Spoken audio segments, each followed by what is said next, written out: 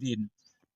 পুরাতন স্মৃতিকে মনে রেখে ২০২৫ সাল আমাদের জীবনে যেন ভালো কাটে সেই আশা রাখি। ১৯৭১ সালে আমরা স্বাধীন হয়েছিলাম, কিন্তু স্বাধীনতা পাইনি। গত ১৫ বছর স্বৈরাচার নির্মম নির্যাতনের শিকার আমরা হয়েছি। কথা বলার কোনো অধিকার আমরা পাই নাই। ৫ই আগস্টে বৈষম্য বিরোধী ছাত্র আন্দোলনের পটভূমিতে আমরা স্বৈরাচার মুক্ত হই। সরকার যে স্বৈরাচার এটা ফতোয়া দিয়েছে, সমস্ত দেশের ওলামা পীর নবীজির ওয়ারিস সবাই বলছে গত সরকার ছিল স্বৈরাচার, তাই তারা দোষী, তাদের দোসররাও দোষী। গত সরকার যে স্বৈরাচার এটা প্রমাণিত। স্বৈরাচার আমাদের শত্রু, তাদের তওবা ছাড়া কোনো মাপ নাই। আমরা আর আগামীতে কোনো স্বৈরাচার দেখতে চাই না।